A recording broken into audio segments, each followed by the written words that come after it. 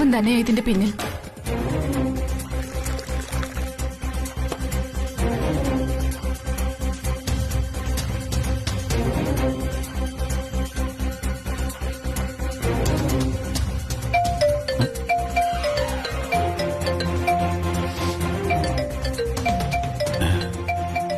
ഇവളെന്നാ ഇപ്പൊ വിളിക്കുന്നേ? ഇനി DKയുടെ ആക്സിഡന്റ് കാര്യത്തില് ഇവക്കെന്തെങ്കിലും ന്യൂസ് കിട്ടിക്കാണോ? അവളോട് സ്നേഹത്തിൽ സംസാരിക്കാം. സൂര്യ, നിനക്ക് സുഖാണോ മോളെ? നീ എന്നോട് ക്ഷമിക്കണം സൂര്യ, എനിക്കൊരു അബദ്ധം പറ്റിപ്പോയത്. സൂര്യ, ഞാൻ നിന്നോട് ഒരിക്കലും ഒരു തെറ്റും ചെയ്യില്ല. നീ എന്നോട് ക്ഷമിക്കൂ സൂര്യ.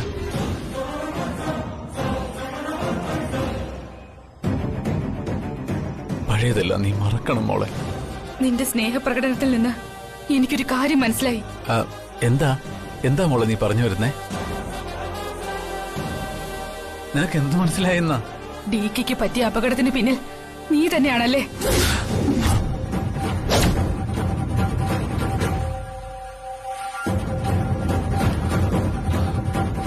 നീ എന്താ ഒന്നും മിണ്ടാത്തത്? നീ ഇങ്ങനെ തമാശ പറയില്ല എന്റെ സൂര്യ. എനിക്കതിലൊരു പങ്കുമില്ല. അല്ല, ഞാനെന്തിനാ DKയെ കൊല്ലാൻ നോക്കുന്നേ? പിന്നെ എന്തിനായിരുന്നു നീ എന്നെ കൊല്ലാൻ ശ്രമിച്ചത്?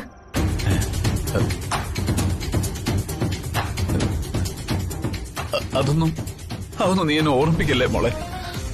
എനിക്കതില് വല്ലാത്ത കുറ്റബോധമുണ്ട്. നിന്റെ കാല് പിടിച്ച് ഞാൻ മാപ്പ് ചോദിക്കാം. സോറി മോളെ. I'm very very sorry മോളെ. Hello hello.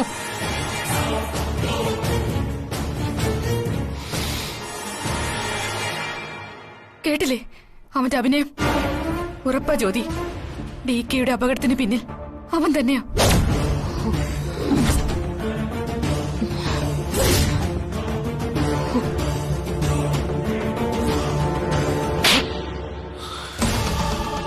കൊല്ലാൻ പറഞ്ഞാ കൊന്നിട്ട് വരണം.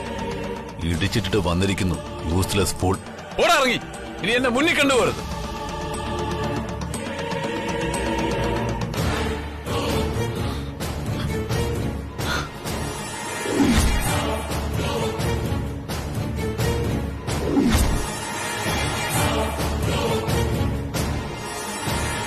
അഭിനയിച്ച് ഫലിപ്പിക്കാൻ അവനെ കഴിഞ്ഞുള്ളൂ, മറ്റാരും. ഇനി എന്റെ കാല് പിടിച്ച് മാപ്പ് പറയാനും അവൻ തയ്യാറാവും.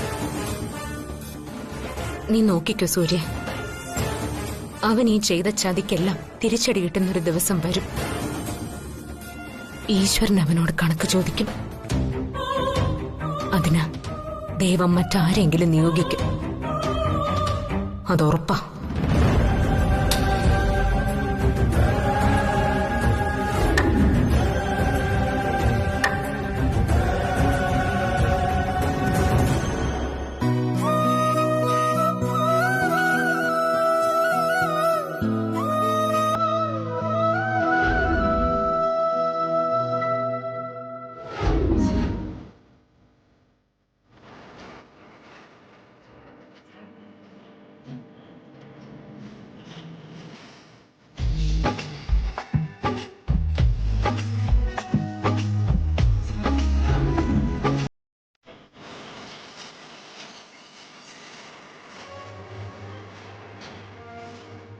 ഹലോ ചേട്ടാ.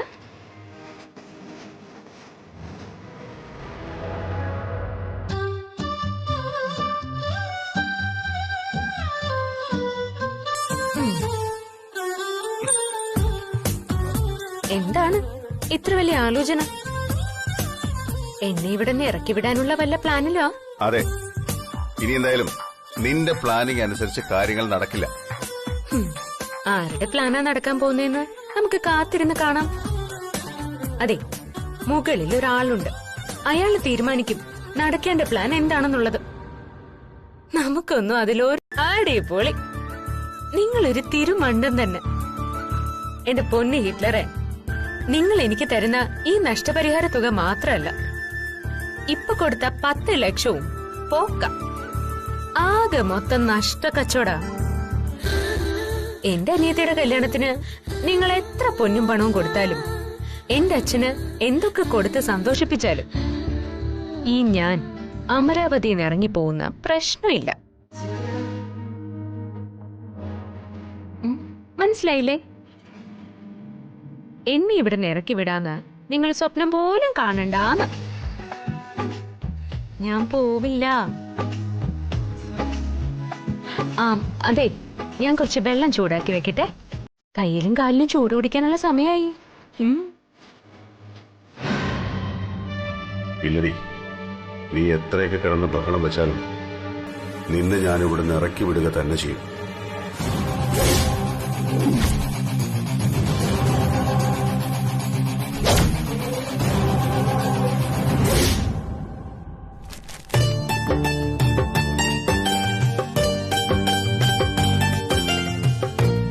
ഇനി തന്നെടി നോക്കട്ടെ.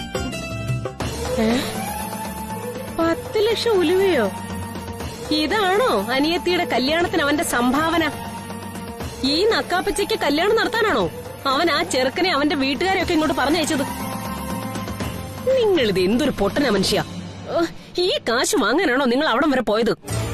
ആശാലതേ, നിന്റെ നാവിനെല്ലാം ഇവിടെ എല്ലാവർക്കും അറിയാം. അതുകൊണ്ട് അനാവശ്യ സംസാരം വേണ്ട.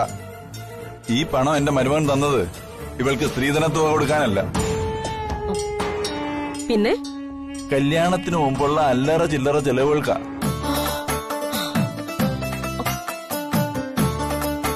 വീടിന് പെയിന്റ് അടിക്കാനും അത്യാവശ്യം ഫർണിച്ചർ വാങ്ങിക്കാനും മറ്റു ചില ചെലവുകൾക്കാ DK തന്നത്. ഓ, അത് ശരി. ഞാനങ്ങ് പേടിച്ചു പോയി. ചെക്കന് സ്ത്രീധന തുക കൊടുക്കുന്ന കാര്യം നിങ്ങൾ അവനോട് പറഞ്ഞോ? 250 പവൻ തന്നെയല്ലേ നിങ്ങൾ അവനോട് പറഞ്ഞത്? അമ്മ എന്തൊക്കെയാ പറയുന്നേ? അച്ഛൻ അവിടെ ചെന്ന് DKയോട് പറയാൻ പറ്റുമോ 250 പവൻ കൊടുക്കണമെന്ന്? അങ്ങനെ പറയുന്നത് തന്നെ നാണക്കേടല്ലേ അമ്മേ? ഓ, ഒരു നാണക്കേടും ഇല്ല. കരയുന്ന കുഞ്ഞിനെ പാലുള്ളൂ. നാവ് ഉയർത്തി ചോദിച്ചാലേ വല്ലതും കിട്ടൂ. കയ്യില് പൂത്ത കാശുണ്ടല്ലോ, എന്നെ തന്നാലെന്താ? കേട്ടില്ലേ അവള് പറയുന്നത്? എന്തോ അവകാശം ചോദിക്കുന്നത് പോലെ. എടി, നിന്റെ ആരെങ്കിലും സമ്പാദിച്ചു വെച്ചിരിക്കുന്ന അവിടെ? അതോ അവിടെ പണം കായ്ക്കുന്ന മരമല്ലോ ഉണ്ടോ? എടി, എന്റെ മോളെ അങ്ങോട്ട് കെട്ടിക്കൊണ്ടുപോയി എന്നുള്ള ബന്ധം മാത്രമല്ലേ ഉള്ളൂ. അതിനാണോ ഇത്രയും കാശും സ്വർണവും ഒക്കെ ചോദിക്കാൻ നീ പറയുന്നത്? എന്റെ മനുഷ്യ, കല്യാണം നടത്തുമ്പോ നല്ല അന്തസ്സായിട്ട് നടത്തണം. അതിനെ നല്ല സ്ത്രീധനം കൊടുക്കണം. ഇല്ലെങ്കിലേ ചെന്ന് കയറുന്ന വീട് എന്റെ മോൾക്ക് നരകമായിരിക്കും. അത് ഓർമ്മ വേണം. അതോർത്ത് നീ പേടിക്കണ്ട. DK നല്ല അന്തസ്സായിട്ട് തന്നെ ഈ കല്യാണം നടത്തും. 100 പവനും 50 ലക്ഷം രൂപയും സ്ത്രീധനമായിട്ട് കൊടുക്കാന്നാ മരുമോൻ പറഞ്ഞിട്ടുള്ളത്.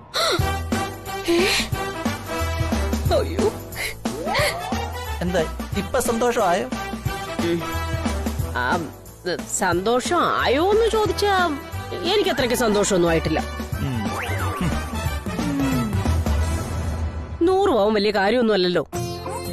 വേണമെങ്കിൽ ഒരു 250 പവൻ തരായിരുന്നു. നിങ്ങൾക്ക് അത്രയും ചോദിക്കാൻ പാടില്ലായിരുന്നു മനുഷ്യ. എടി, നനഞ്ഞിടാൻ കൊഴിക്കല്ലേ. ഇത് അവൻ നല്ല മനസ്സോടെ തരുന്ന 100 പവനും 50 ലക്ഷം രൂപയും കൊടുത്ത് നമ്മുടെ മോളെ കെട്ടിക്കാൻ പറ്റുമെന്ന് നമ്മൾ സ്വപ്നത്തിൽ പോലും വിചാരിച്ചാണോ? അതവൻ ചെയ്യുന്നില്ലേ. അതവന്റെ നല്ല മനസ്സ്. ഞാനൊന്ന് പോയി നോക്കിയാലോ? എങ്ങോട്ട്? അമരാവതിയിലേക്ക്. മിണ്ടി പോരുത്. ഓ, എന്റെ കാല മുറ്റത്ത് കുത്തിയ തല്ലി ഓടിക്കും ഞാൻ. മനസ്സിലായി? ഇങ്ങനെ നിങ്ങൾ തമ്മിൽ വഴക്കിടാനാണെങ്കിൽ എന്നെ കെട്ടിക്കാതിരിക്കുന്നത് നല്ലത്. എനിക്ക് ഈ കല്യാണം വേണ്ട. മതിയായില്ലേ? നിർത്തണേ. നിന്നെ കല്യാണം കഴിച്ചു വിടാനുള്ള കൊതി കൊണ്ടൊന്നുമല്ല ഞാനിതൊക്കെ ചെയ്യുന്നത്. ഒരിക്കലുണ്ടായ നാണക്കേട് ഈ കുടുംബത്തിൽ ആവർത്തിക്കാതിരിക്കാനാ. മനസ്സിലായടി?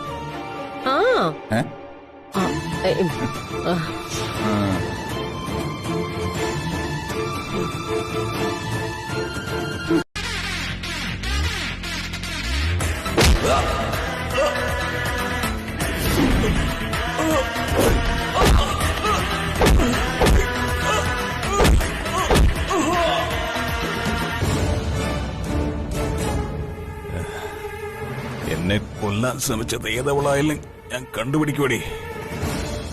നിന്നെ എങ്ങനെ രക്ഷപ്പെടാൻ ഞാൻ സമ്മതിക്കില്ല സമ്മതിക്കില്ല. നീ എവിടെ പോയി ഒളിച്ചാലും ഞാൻ കണ്ടുപിടിക്കടി. അമ്മേ, ഓ,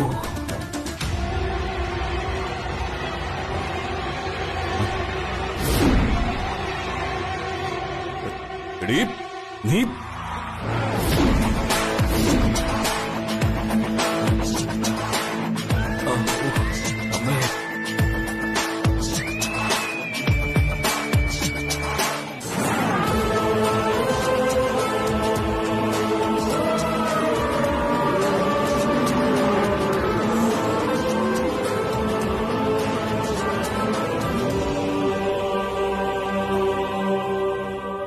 ഇതെന്താ അവിനാശേ, ഒരു പുതിയ വേഷപ്പകർച്ച? എന്തു പറ്റി? ഏതോ പള്ളിയില് സാറ് പെരുന്നാൾ കൂടാൻ പോയ ലക്ഷണമുണ്ട്. എന്നെ പരിഹസിക്കാൻ വന്നതാണോ? കണ്ടില്ലേ, നിങ്ങൾ അയച്ച കില്ലറ് അയാളുടെ ജോലി ഭംഗിയായിട്ട് ചെയ്തിട്ടുണ്ട്. ഏതാ അവള്? ആ പെൺവേഷം കിട്ടിയ ഉണ്ട.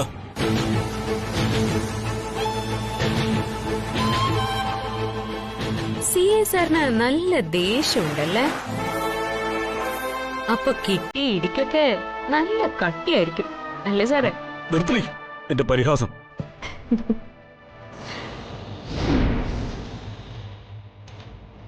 ആ, ഞാനിവിടെ നിന്ന് ഇറങ്ങിക്കോട്ടെ. അതാരായാലും ഞാൻ പൊക്കിയിരിക്കും. ചെയ്യാനുള്ളത് നേരിട്ട് ചെയ്യുന്നതാ എന്റെ ശീലം. പറയാനുള്ളത് മുഖത്ത് നോക്കി പറയുകയും ചെയ്യും. അതിന് ഞാൻ ആരുടെയും മുഖം നോക്കാറില്ല. നിന്നെ ഉപദ്രവിക്കാൻ ഞാൻ ആരെയും ഏർപ്പെടുത്തിയിട്ടില്ല. എന്നിട്ടാണോ എന്നെ കൊല്ലാൻ വേഷം കെട്ടി വന്നവൻ ഇനി DK ഉപദ്രവിച്ചാൽ എന്നെ കൊല്ലുമെന്ന് പറഞ്ഞത്? എനിക്കറിയാം DK, അത് നിങ്ങൾ തന്നെ അയച്ചതാ. അടി കൊണ്ട് സാറിന്റെ കിളി അങ്ങ് പോയെന്ന് തോന്നുന്നു. പറയുന്നതിനൊന്നും ഒരു പരസ്പര ബന്ധമൊന്നുമില്ല. അപ്പോ വന്നവന്റെ കൈക്കൊക്കെ നല്ല പവറായിരിക്കും അല്ലേ CA സാറേ? മര്യാദയ്ക്ക് ഇറങ്ങിപ്പോ, എനിക്കാരെയും കാണണ്ട. അമ്മേ, പെട്ടെന്ന് തീരുമാനിച്ചു വന്നുകൊണ്ട് ഫ്രൂട്ട്സ് ഒന്നും വാങ്ങാൻ പറ്റിയില്ല. അടുത്ത തവണയാവട്ടെ, നല്ല ഒന്നാം തരം ഫ്രൂട്ട്സ് വാങ്ങിത്തരാം.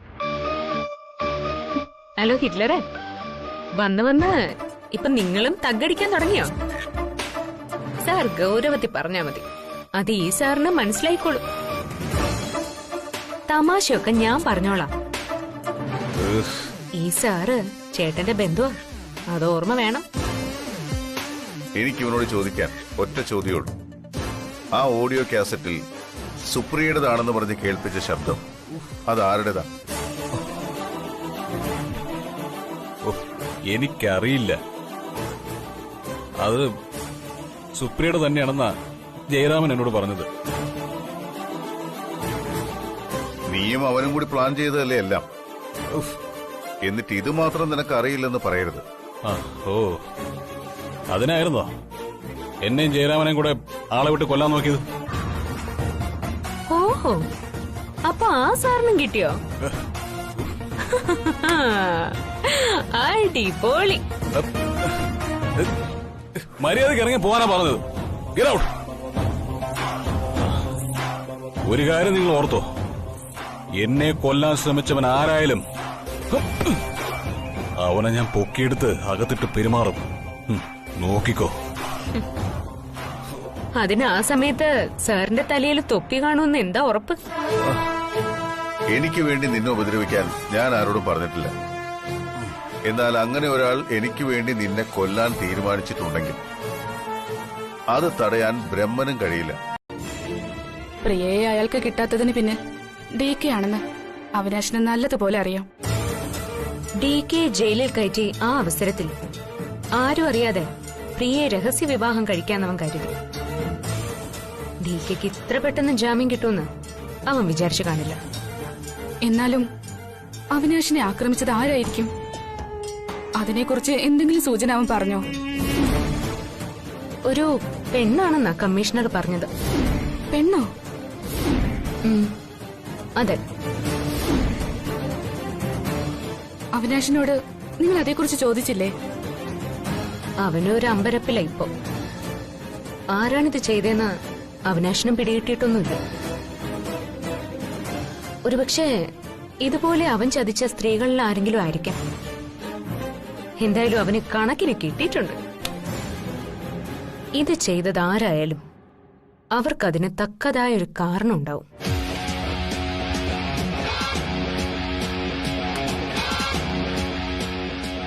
എന്നാലും ആരാ അങ്ങനെ ഒരു സ്ത്രീ?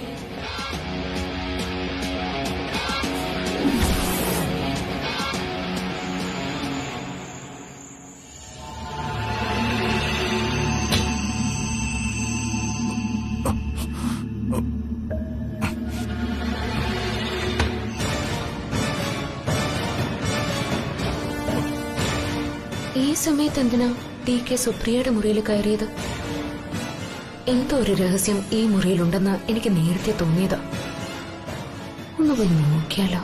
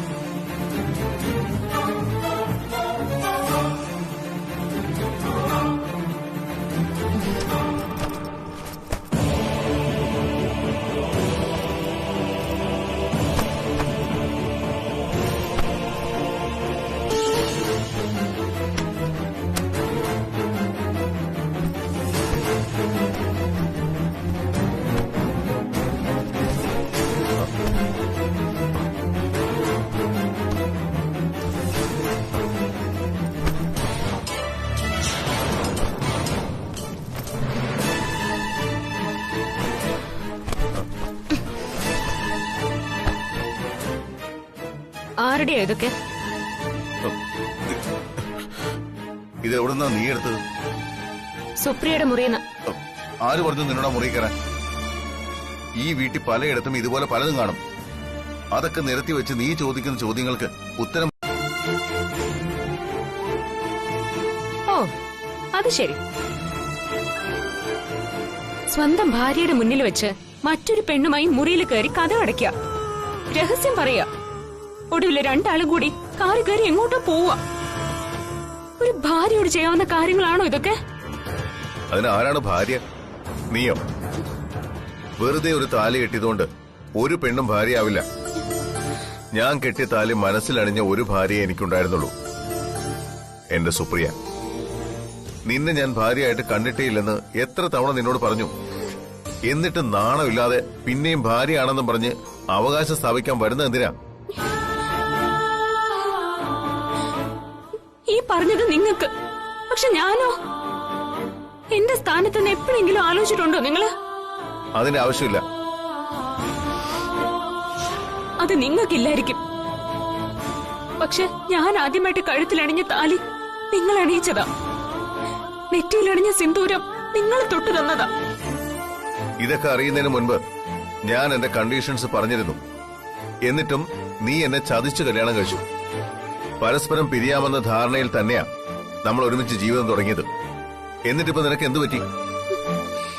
എന്നോട് കൽപ്പിക്കാനും ചോദ്യങ്ങൾ ചോദിക്കാനും ഒരധികാരവും നിനക്ക് ഞാൻ തന്നിട്ടില്ല. അതിനുവേണ്ടി ശ്രമിക്കാൻ വേണ്ട. മരം കൊണ്ടും കല്ലുകൊണ്ടും ഒന്നും നിർമ്മിച്ച പ്രതിമയല്ല ഞാൻ. ഒരു മനുഷ്യജീവിയാ. എത്ര കളവാണെന്നൊക്കെ പറഞ്ഞ് ജീവിച്ചാലും കഴുത്തിലണിഞ്ഞ ഈ താലിയോട് പുലർത്തേണ്ട ഒരു നീതിയില്ലേ? ഇത്രയും നാൾ ഒരുമിച്ച് ജീവിച്ചത് ഒരു എലിയും പൂച്ചയും കളി തന്നെയായിരുന്നു. പക്ഷെ ഇനി അങ്ങനെ വിടാൻ ഞാൻ ഉദ്ദേശിക്കുന്നില്ല. എനിക്കറിയണം ആരവള്. എന്റെ ഭർത്താവിന് ഒരു രഹസ്യകാര്യം ഉണ്ടെങ്കിൽ അത് ഞാനും കൂടി ഒന്ന് അറിയണമല്ലോ. പല തവണ നിങ്ങളെയും അവളെയും ഞാൻ ഒരുമിച്ച് കണ്ടിട്ടുണ്ട്. ഇപ്പോ ഈ വീട്ടിനകത്ത് വന്നു കയറി നിങ്ങളെയും വലിച്ചോണ്ട് പോയി. അതിന് മാത്രം എന്ത് അധികാരമാണ് അവൾക്കുള്ളത്? നിങ്ങൾ അവളെ ഭയക്കുന്നു. എന്തിന്? അതാ എനിക്കറിയേണ്ടത്. എനിക്കത് അറിഞ്ഞേ പറ്റൂ. നിനക്ക് ഭ്രാന്ത അല്ലെങ്കിൽ അടവ്? ഇവിടെ നിന്ന് ഇറങ്ങിപ്പോകാതിരിക്കാനുള്ള ഒന്നാന്തരം അടവ്. അതിന് നിന്ന് തരാൻ എന്നെ കിട്ടില്ല. നീ ഇപ്പൊ ചോദിച്ചില്ലേ അവൾ ആരാണെന്ന്? അവൾ എനിക്ക് ഏറ്റവും പ്രിയപ്പെട്ടവളാ. എന്റെ ജീവിതത്തിൽ നിന്നേക്കാൾ സ്ഥാനം അവൾക്കുണ്ട്. അത് ഞാനും കൂടി സമ്മതിക്കണ്ടേ? എന്തിന്? ഞാൻ എന്റെ ഇഷ്ടത്തിനനുസരിച്ച് ജീവിക്കും. അതിന് നിനക്കെന്താ നഷ്ടം? നിങ്ങൾ സ്വയം ഒരു മഹാരാജാവാണെന്ന് കരുതുന്നുണ്ട്. അങ്ങനെ തെറ്റിദ്ധരിച്ചെന്നെ ജീവിക്കുക. മറ്റുള്ളവര് നിങ്ങളുടെ ഇഷ്ടത്തിനനുസരിച്ച് ജീവിക്കണം. ഈ വീട്ടിൽ ആർക്കെങ്കിലും സ്വന്തമായൊരു ജീവിതം ഉണ്ടോ? നിങ്ങളുടെ മരുമക്കൾക്കോ അവരുടെ ഭാര്യമാർക്കോ ആർക്കെങ്കിലും? എല്ലാവരും നിങ്ങളുടെ ഭരണത്തിനനുസരിച്ച് ജീവിക്കണം. നിങ്ങളെ ചോദ്യം ചെയ്യാൻ ആർക്കും അധികാരമില്ല. പക്ഷെ നിങ്ങളുടെ അധികാരത്തിന്റെ ആ വേലിക്കെട്ട് ഞാനങ്ങ് പൊളിച്ചു മാറ്റും. എനിക്ക് നിങ്ങളെ ഭയമില്ല. കാരണം നിങ്ങൾ സമ്മതിച്ചാലും ഇല്ലെങ്കിലും സമൂഹത്തിന് മുന്നിൽ ഞാൻ നിങ്ങളുടെ ഭാര്യ. അതുകൊണ്ട് എന്നെ ചോദ്യം ചെയ്യാമെന്നാണോ നീ വിചാരിച്ചിരിക്കുന്നത്? ചോദ്യം ചെയ്യേണ്ടി വന്നാ ഇനി ചോദ്യം ചെയ്യുക തന്നെ ചെയ്യും. അതിനെനിക്ക് ഈ താലിയുടെ അധികാരം മാത്രം മതി. ആ പെണ്ണാരാണെന്ന് എനിക്ക് അറിഞ്ഞേ പറ്റൂ. പറയാൻ എനിക്ക് മനസ്സില്ല. മനസ്സുണ്ടായേ പറ്റൂ. ഭീഷണിയാണോ? അങ്ങനെ വിചാരിച്ചാലും എനിക്കൊന്നുമില്ല. അതിന് വഴങ്ങാൻ എന്നെ കിട്ടില്ല. ഇതിൽ വഴങ്ങി ചെറുതാവുന്നതിന്റെ ഈഗോ ഒന്നും തോന്നേണ്ട കാര്യമില്ല. സത്യസന്ധമായിട്ട് മറുപടി പറഞ്ഞാൽ മാത്രം മതി. അവൾ ആരാണെന്നല്ലേ? അതെ, എന്റെ ഫ്രണ്ടാ, അല്ലെങ്കിൽ കാമുകി. വേണമെങ്കിൽ നാളെ എന്റെ ഭാര്യയായിട്ട് ഈ വീട്ടിലേക്ക് വരാൻ സാധ്യതയുള്ള ഒരു പെൺകുട്ടി. അങ്ങനെ കരുതിയാലും എനിക്ക് വിരോധമില്ല. ചോദ്യങ്ങൾ കഴിഞ്ഞെങ്കിൽ നിനക്ക് പോവാം. എങ്ങോട്ട്? ഈ മുറിയിൽ നിന്ന് ഞാൻ എങ്ങോട്ട് പോവാൻ? ഇത്രയും ദിവസം പിടിച്ചു നടത്താനും ചോറ് വാരി തരാനും ഒക്കെ ഞാനല്ലേ കൂടെ ഉണ്ടായിരുന്നുള്ളൂ. ആ പിന്നെ നിങ്ങൾ അല്പം മുമ്പ് പറഞ്ഞതൊന്നും സത്യമല്ലെന്ന്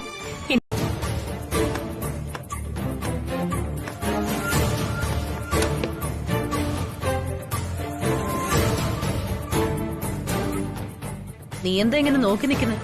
വന്ന് എന്തെങ്കിലും ജോലി ചെയ്യും. അതെങ്ങനെ? കൊച്ചമ്മയുടെ ദേഹം അനങ്ങത്തില്ലല്ലോ. നീ വലിയ അമ്മായിയമ്മ കളിക്കല്ലേ. ഞങ്ങളാരും നിന്റെ ബാല്യക്കാരികളൊന്നല്ല വെച്ച് വിളമ്പി തരാൻ. ഡി മര്യാദയ്ക്ക് ആ സിങ്കിൽ കിടക്കുന്ന പാത്രങ്ങളൊക്കെ കഴുകു. നിന്നോട് പറഞ്ഞു കേട്ടില്ലേ പാത്രം കഴുകി വെക്കാൻ? എനിക്കെങ്ങും വയ്യ പാത്രം കഴുകാൻ. അതൊക്കെ മരുമക്കള് തന്നെ താനങ്ങ് ചെയ്താ മതി. എന്നിട്ട് അമ്മായിയമ്മയ്ക്ക് ഇങ്ങനെ സുഖിച്ചിരിക്കാം, അതല്ലേ നിന്റെ വിചാരം? അയ്യോ, എന്റെ മരുമോക്ക് അത് ഇത്ര പെട്ടെന്ന് അങ്ങ് മനസ്സിലായോ? ഇങ്ങനെ വെറുതെ നിൽക്കാനാണെങ്കിലേ ഇങ്ങോട്ട് എഴുന്നള്ളേണ്ട വല്ല കാര്യം ഉണ്ടായിരുന്നോ? അതെ, ഞാൻ ഇങ്ങോട്ട് വന്നത് നിങ്ങളുടെ കൂടെ അടുക്കളയിൽ ജോലി ചെയ്യാനൊന്നും അല്ല. നിങ്ങളോടൊരു കാര്യം ചോദിക്കാനാ. എന്ത് കാര്യം? ചോദിക്കാം, പക്ഷെ സത്യമേ പറയാവൂ. ഞങ്ങൾ എന്തിനാ കള്ളം പറയുന്നത്? നീ ചോദിക്ക്. ഞങ്ങൾക്ക് അറിയാവുന്നതാണെങ്കിൽ ഞങ്ങൾ പറയാം. ശരി, ചോദിക്കാം. നേരത്തെ മേഴത്തൂർ സ്വാമികൾ പറഞ്ഞത് ആരെക്കുറിച്ചാ?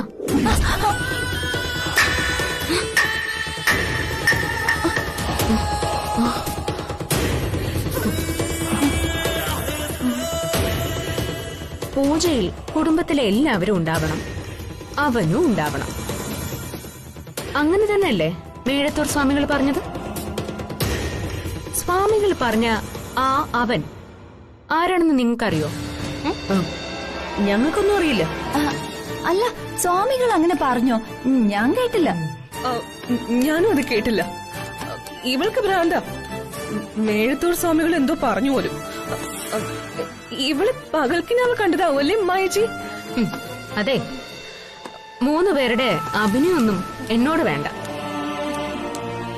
താരെ, ഞാൻ അവനെക്കുറിച്ച് ചോദിച്ചപ്പോ തന്നെ നിന്റെ കയ്യിൽ നിന്ന് ആ ചപ്പാത്തിക്കോല് താഴെ വീണത് തന്നെയാ ഏറ്റവും വലിയ ഉത്തരം.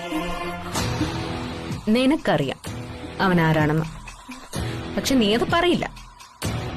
നീ എന്നല്ല, നിങ്ങൾ ആരും പറയില്ല.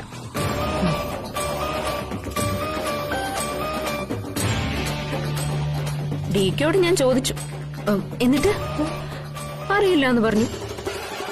പക്ഷെ എനിക്കറിയാം, നിങ്ങൾക്ക് എല്ലാവർക്കും അറിയാം അവൻ ആരാണെന്ന്. വേണ്ട, ആരും പറയണ്ട. അവനെ ഞാൻ തന്നെ കണ്ടുപിടിച്ചോളാം. പക്ഷെ ഒരു കാര്യം, കണ്ടുപിടിച്ച് കഴിയുമ്പോ പിന്നെ എന്നെ കുറ്റം പറയരുത്. അപ്പൊ ശരി, ജോലി നടക്കട്ടെ.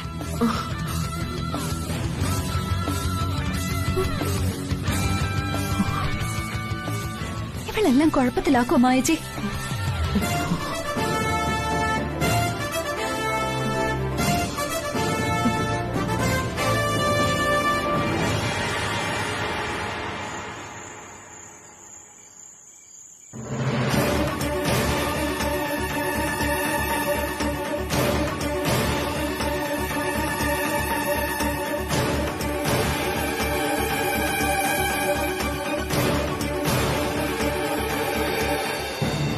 കുടുംബത്തിലെ എല്ലാരും വേണമെന്ന് പറഞ്ഞതിന് ശേഷം അവനും കൂടി വേണമെന്ന് പറഞ്ഞാൽ അതിനർത്ഥം എന്താ?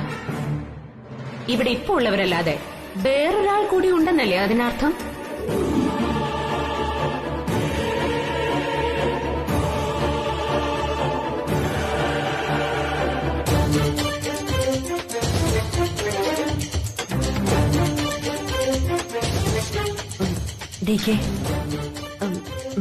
എനിക്കൊരു കാര്യം പറയാനുണ്ട്. എന്റെ അഭിപ്രായം മാത്രമല്ല, താരയും ചിത്രയൊക്കെ ആകെ ഭയന്നിരിക്കുക. ഭയമോ? എന്തിന്? ഞങ്ങൾ 3 മരുമക്കൾ ഇപ്പോഴീ വീട്ടിൽ താമസിക്കുന്നത് സമാധാനത്തോടെയാ. ബിസിനസിന്റെ കാര്യങ്ങൾക്കായി ഞങ്ങളുടെ ഭർത്താക്കന്മാരെ പുറത്തേക്ക് അയച്ചിരിക്കുന്നത് DK തന്നെയാ. അപ്പൊ പിന്നെ ഞങ്ങളുടെ കാര്യങ്ങൾ DKയോടല്ലാതെ ആരോടാ പറയേണ്ടത്? അവനെ ഇനി ഇവിടേക്ക് തിരിച്ചു കൊണ്ടുവരണോ DK? ആരടി ഫോണില്? എന്ത് പതിവില്ലാത്തൊരു ചോദ്യം. നിന്നെ വിശ്വസിക്കാൻ പറ്റത്തില്ലല്ലോ. കൂടെ നിന്ന് കാല് വരുന്നവളല്ലേ. അതിപ്പോ ചിലപ്പോ അങ്ങനെയൊക്കെ ഇരിക്കും.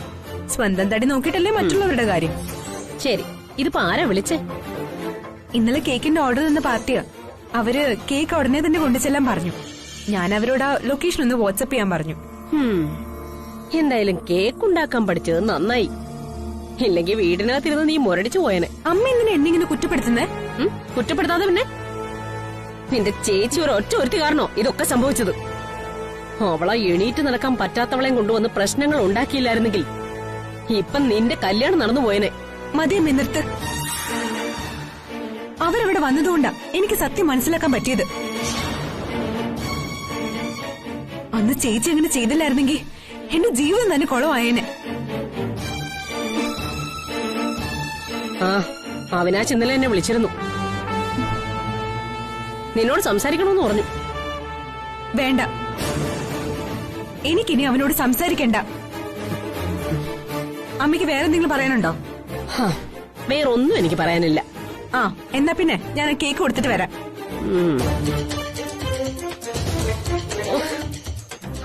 ഇവള് കാരണം എന്റെ മനസ്സമാധാനം പോവില്ല ദൈവമേ. എന്തൊക്കെ സ്വപ്നങ്ങൾ കണ്ടതാ, എല്ലാം പോയി.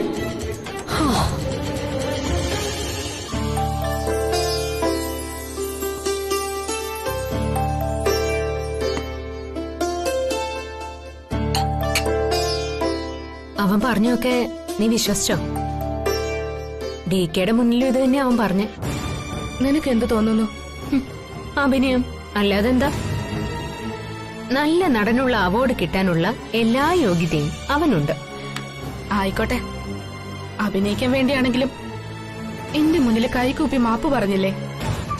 അതുകൊണ്ട് ഇനി നിനക്ക് അവനെ സ്നേഹിക്കാൻ പറ്റുമോ?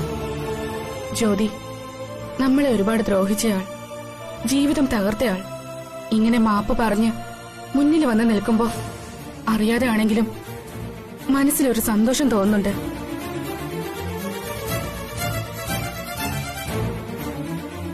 സ്നേഹവും ആത്മാർത്ഥതയൊക്കെ അയാൾ അഭിനയിക്കുമ്പോഴും നമ്മളത് വിശ്വസിച്ചിരുന്നു എന്ന് അയാൾ കരുതുമ്പോ കിട്ടുന്ന ഒരു ആനന്ദം, അതിന്റെ ത്രില്ല് ഒന്ന് വേറെ തന്നെയാ.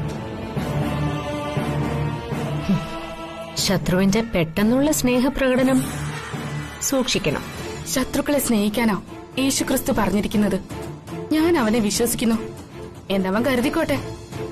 ഇനി യഥാർത്ഥത്തിൽ അവൻ മാന്യനാണെങ്കിൽ അത് തെളിയിക്കേണ്ടത് അവൻ തന്നെയാ. അതിന് ഞാൻ അവന് ചില അവസരങ്ങൾ കൊടുക്കാൻ പോവാ. അവന്റെ ആത്മാർത്ഥത തെളിയിക്കേണ്ടത് അവന്റെ മാത്രം ഉത്തരവാദിത്വമല്ലേ? അതവൻ തെളിയിക്കട്ടെ. നമുക്ക് ചുമ്മാതിരുന്ന് നോക്കി കാണാം.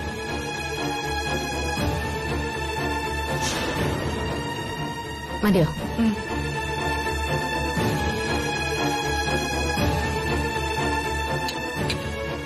നീ റെസ്റ്റ് എടുക്ക.